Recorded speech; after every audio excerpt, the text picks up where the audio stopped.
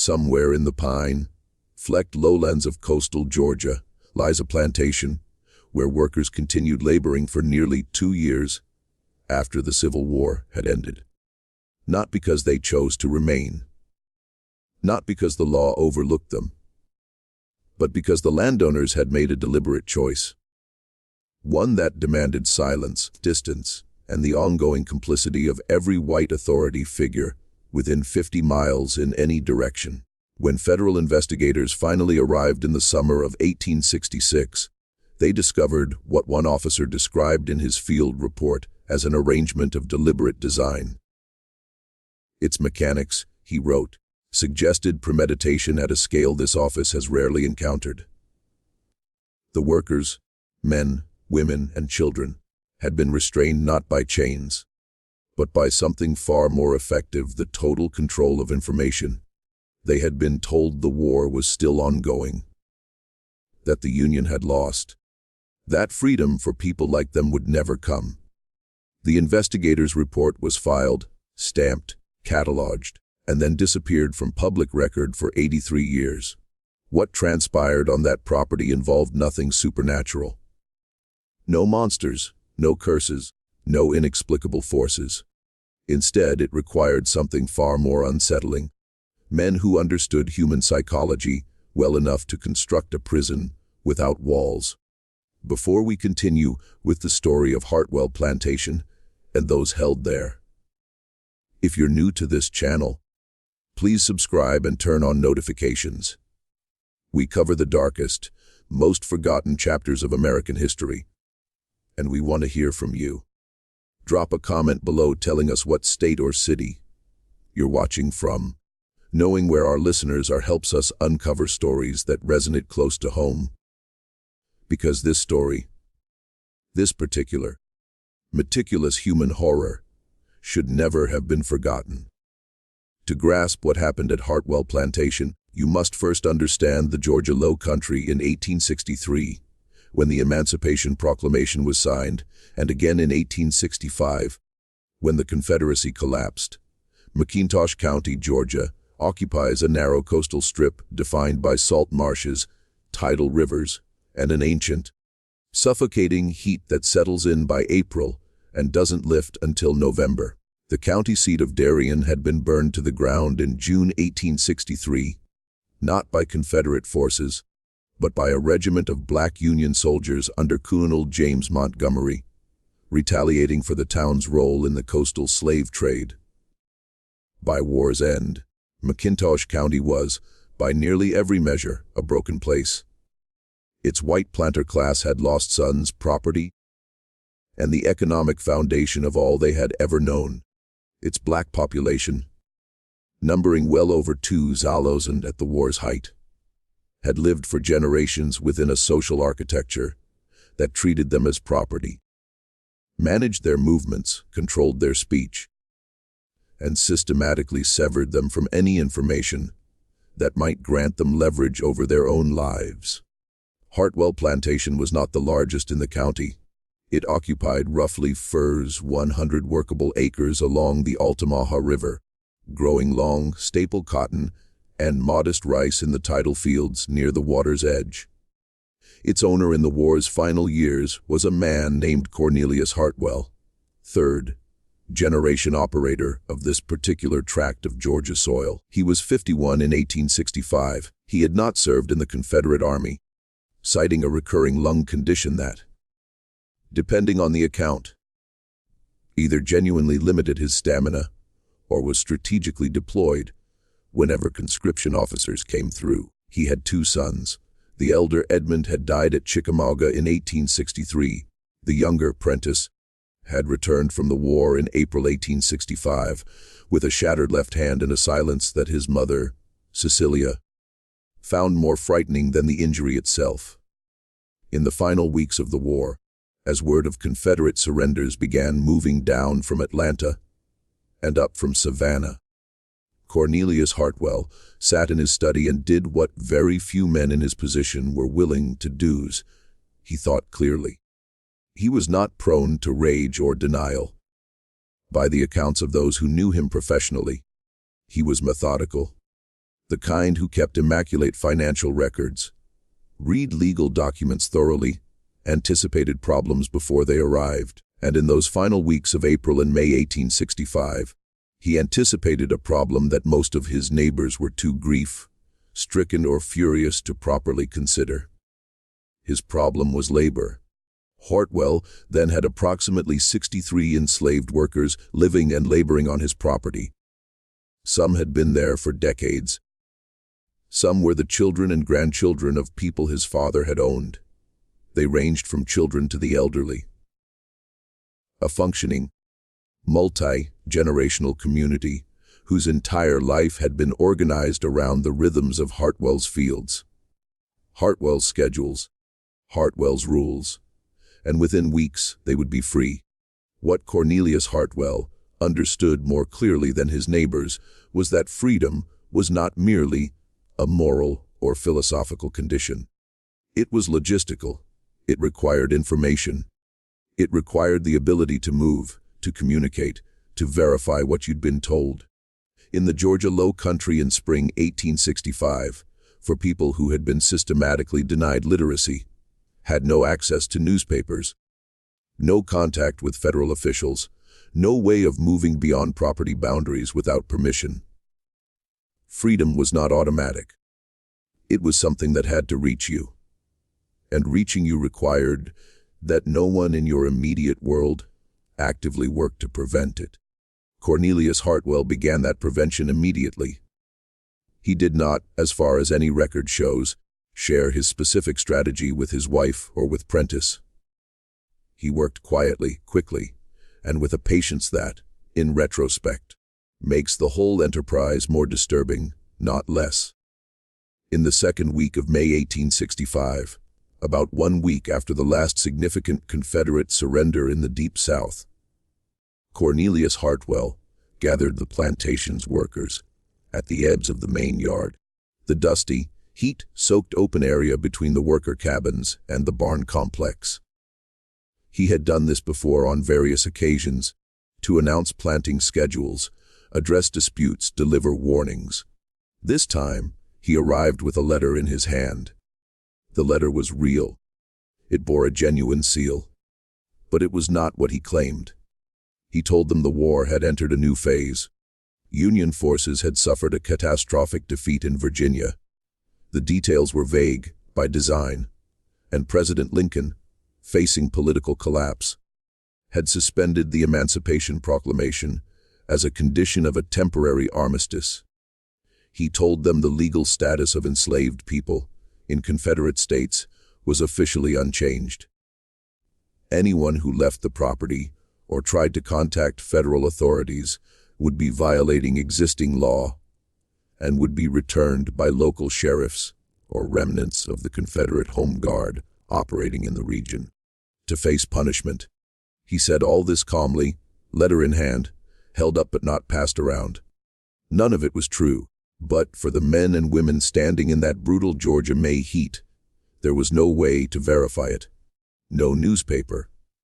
No federal presence within easy reach. The nearest town of any size, Darien, was still functionally devastated. And every white authority figure in their immediate world, the county sheriff, the local magistrate, neighboring plantation overseers, was, in ways Hartwell had already begun arranging, prepared to confirm his version of events if asked. The workers dispersed back to their cabins in silence. The next morning, they returned to the fields. What happened in the days immediately following that gathering is reconstructed primarily from testimonies collected by Freedmen's Bureau agents in the fall of 1866. Testimonies that were fragmentary, given by people who had been under sustained psychological pressure for over a year, and who, even in freedom, often struggled to reconstruct the exact sequence of what they had been told and when. But across those testimonies, certain details repeat with enough consistency to suggest their accuracy. One worker, a man in his late 30s named August Grover, the name he later chose for himself, taken from the month of his effective liberation, described the gathering in terms that stayed consistent across two separate interviews months apart. He said Cornelius Hartwell had spoken quietly, almost gently. There had been no shouting, no threats of physical violence, no visible weapons. The performance of authority had been entirely procedural, a man with a document explaining a legal situation. He didn't look afraid of us, Grover told the bureau agent. That was the part that made me believe it. A man who's lying looks afraid of you finding out. He didn't look afraid at all. That composure, that total performative calm, was itself evidence. It suggested Hartwell knew exactly what he was doing. He was not panicking. He was not improvising. He had thought this through, and over the following weeks, as summer deepened and cotton grew tall in the Altamaha fields, he continued to refine and maintain the deception with a precision bordering on the methodical. To understand how a deception of this scale could be sustained for nearly 2 years, it helps to understand the geography of isolation. Hartwell Plantation was not inaccessible or hidden. A road ran from the property into Darien, and Darien was not a ghost town. Even burned and damaged, it had functioning commerce and a small white population. But the road was walked or traveled only with knowledge of what lay at either end. For the workers on Hartwell's property, what lay in Darien was not freedom but a white community that in 1865 coastal Georgia was overwhelmingly hostile to any black person arriving without explicit authorization from an employer. The social architecture of the Low Country was designed, even in peacetime, to make unauthorized movement dangerous. This didn't require an active conspiracy from every white person in the county. It required only that the default behavior of white authority figures, sheriffs, merchants, local officials, was to be skeptical of and unhelpful to any black person whose presence couldn't be accounted for by an employer. Hartwell didn't need to coordinate an elaborate county-wide conspiracy.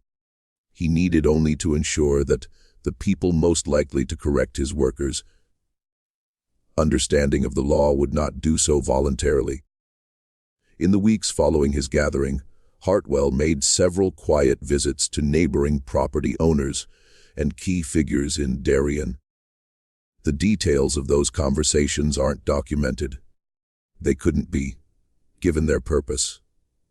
But the outcomes can be inferred from what followed. When, over the summer and fall of 1865, several workers from Hartwell's property made cautious attempts to gather information, approaching a neighboring farm, speaking to a worker from another property who sometimes passed on the road. They received confirmation of Hartwell's story, or at least enough ambiguity to prevent them from acting on their doubts. This ambiguity was not accidental. In a region where the planter class had for generations controlled information as a tool of social management, the instinct to support a neighbor's version of events over a black laborer's confusion was not a moral decision so much as a reflexive one. The social system produced cooperation without requiring Hartwell to explicitly solicit it.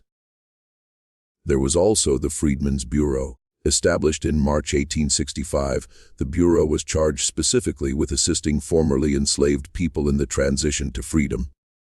By fall 1865, it had agents operating in Georgia, but its reach in rural coastal counties was severely limited by understaffing, by the active hostility of local white officials who obstructed its work at every turn, and by the simple physical reality that agents covering enormous territories could not visit every property, follow up on every rumor, or verify every report of labor irregularities.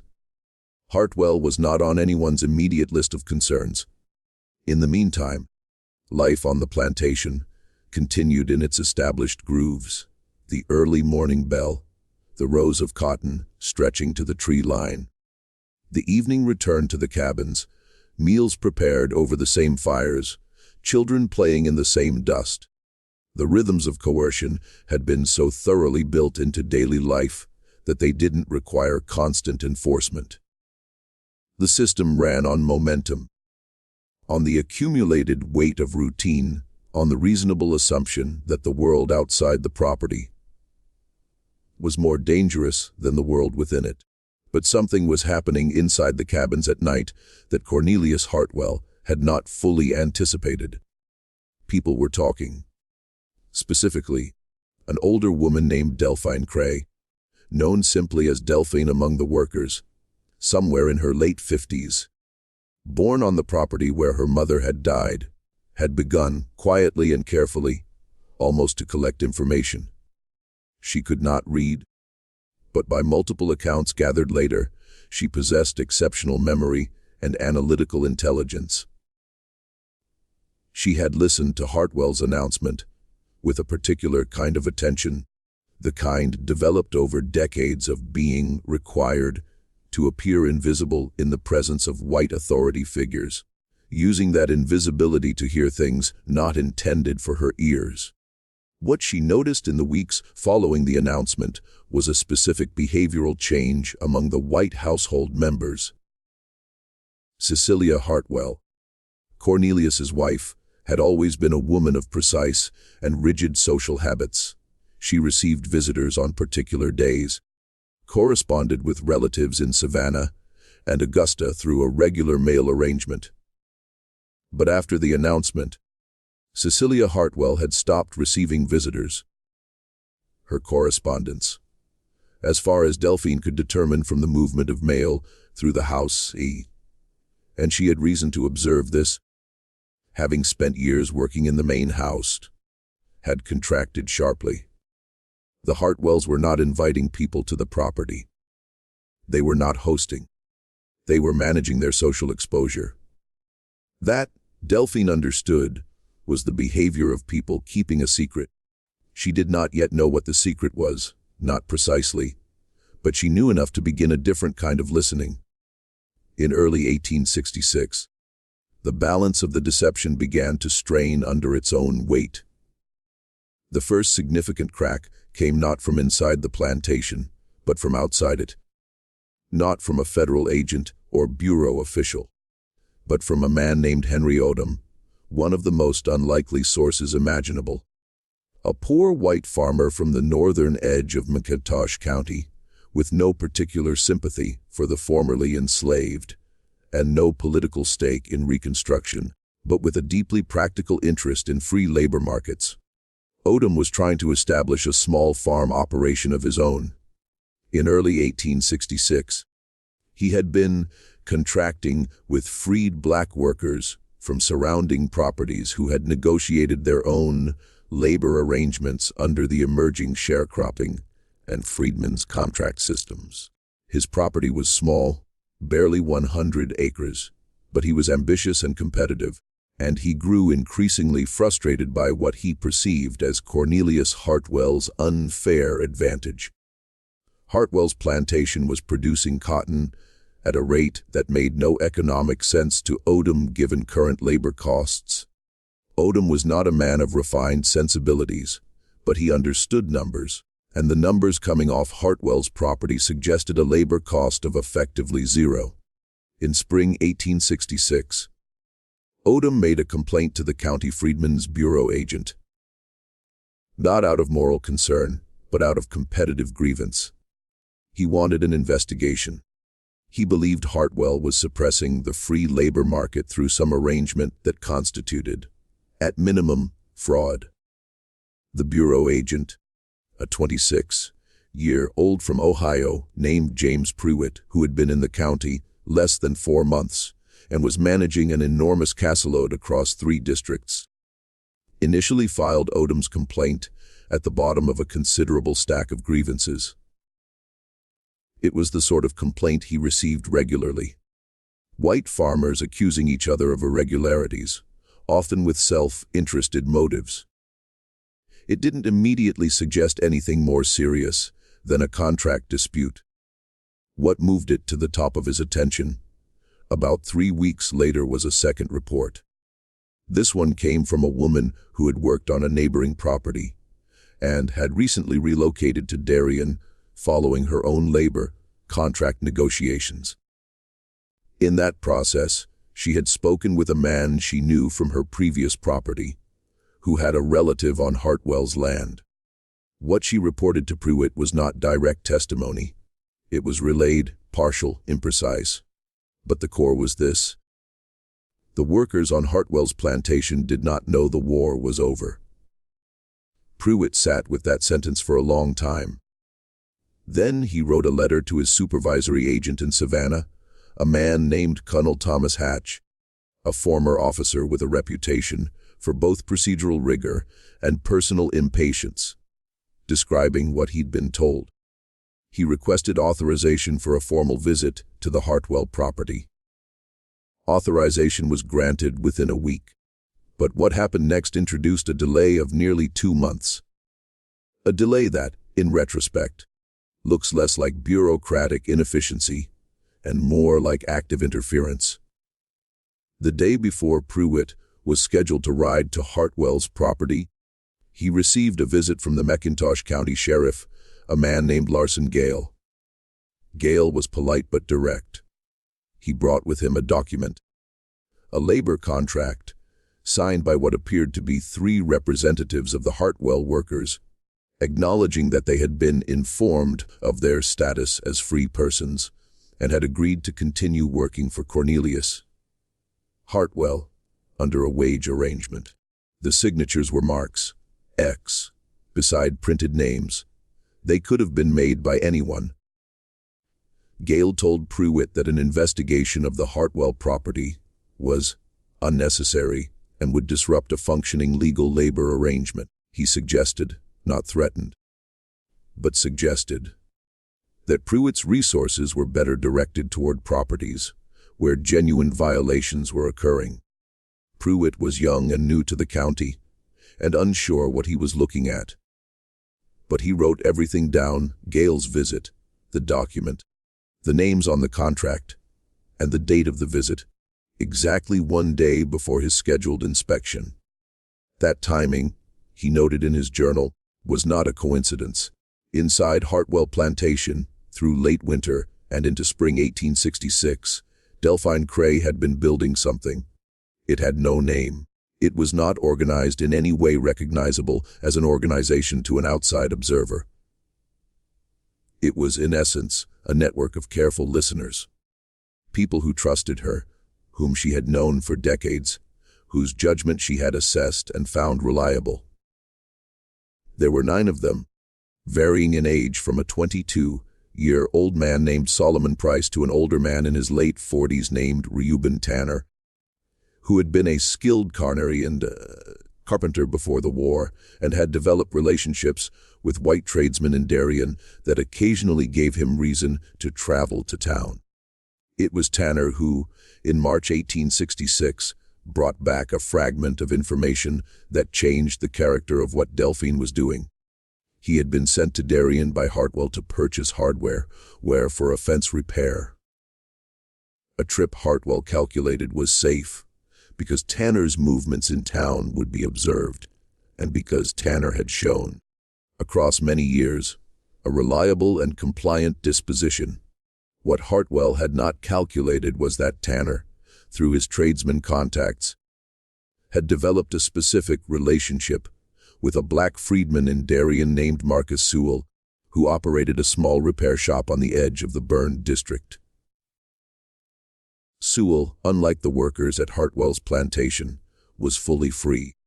He had been free since February 1865, had registered with the Freedmen's Bureau, had signed labor contracts under his own name, and had been operating his business openly for over a year. When Tanner appeared in his doorway, looking, Sewell would later testify, like a man who had walked out of a time already gone, Sewell recognized immediately that something was wrong. Their conversation was short. Sewell could not risk being seen in extended conversation with a man from a known plantation. The social observation. Networks of the county cut in every direction, and he had his own business to protect. but he was direct. He told Tanner the war had been over for nearly a year, that Lincoln had been assassinated, that there was a Freedmen's Bureau office, with an agent specifically supposed to help people in Tanner's situation, that the contracts Hartwell claimed were in effect were almost certainly fraudulent. Tanner bought his hardware. He walked back to the road. Then he returned to Hartwell's property and told no one what he had heard. Not for 4 days. Those 4 days are documented in his later testimony, and they are among the most psychologically precise passages in the Bureau's records from this period. Tanner described a process of internal argument, testing what Sewell had told him against everything Hartwell had told them, against the visible reality of life on the property, against every small observation he had made over the past year. He described specific moments of doubt, the way Hartwell's wife had stopped hosting visitors, the absence, now that he examined it, of any Confederate soldiers in the area, the fact that a federal agent had appeared at a neighboring property several months earlier and had not been attacked or turned away by Confederate forces as Hartwell had claimed would happen to any Union presence. He also described something else, harder to categorize clinically but clear in his testimony: fear. Not fear of Hartwell, fear of hope. Fear that if he told the others what he had heard, and it turned out to be wrong, another lie, a test designed by Hartwell to identify the most restless among them, the consequences would be severe. The deception had done something to his ability to trust information. It had made hope itself feel dangerous. On the 5th day, he told Delphine.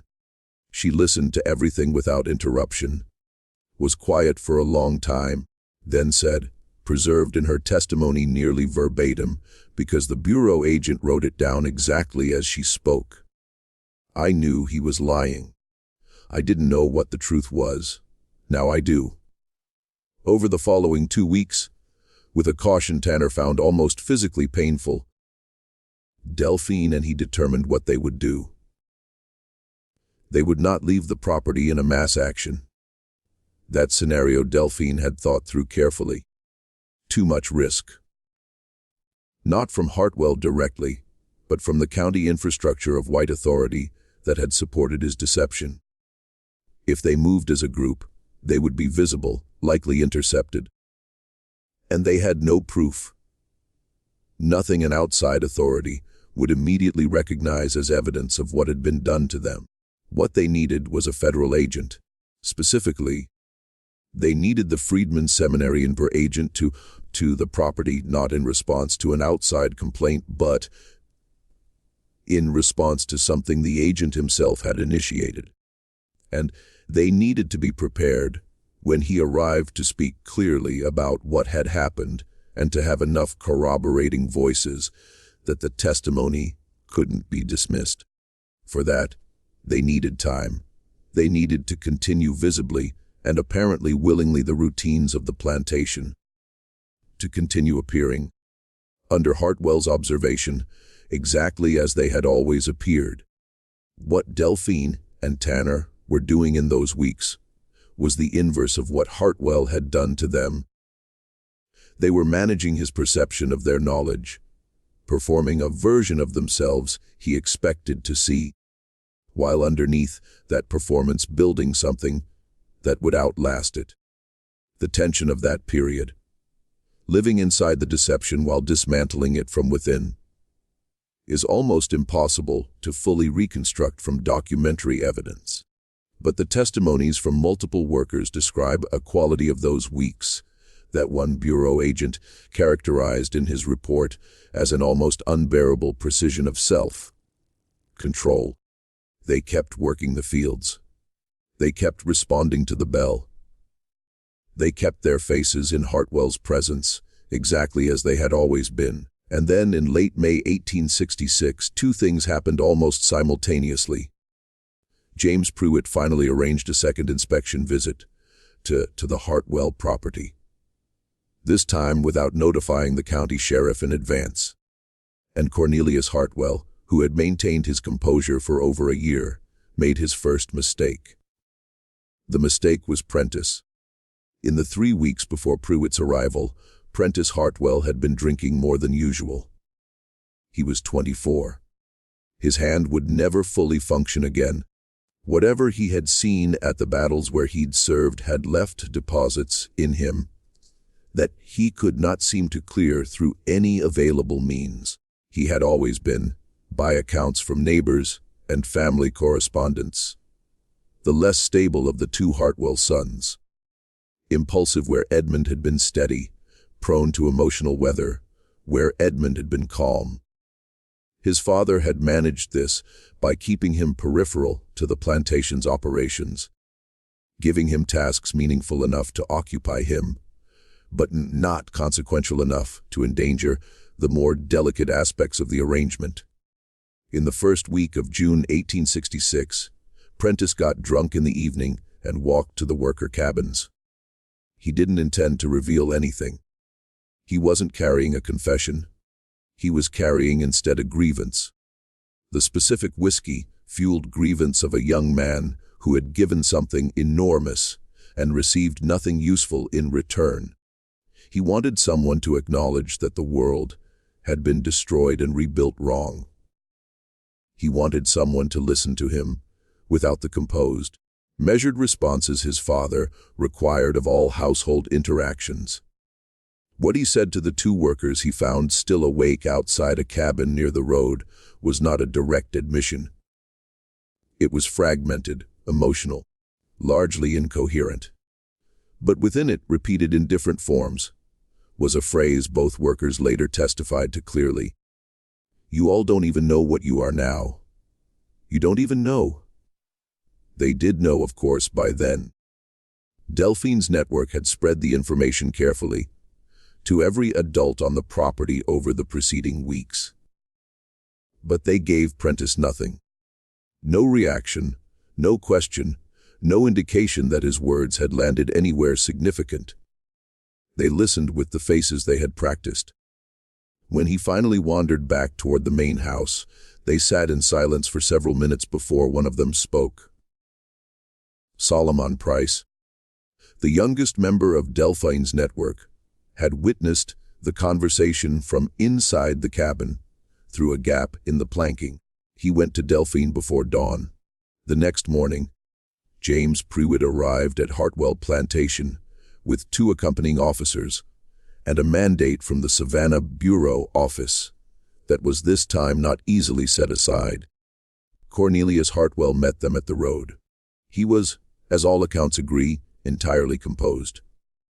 He invited them onto the property, offered them water, presented the labor contracts, including the one with the X that Sheriff Gale had shown to Pruitt months earlier, spoke about the challenges of the transition period, the importance of maintaining agricultural productivity in a disrupted region, his respect for the legal process and full cooperation with Bureau oversight.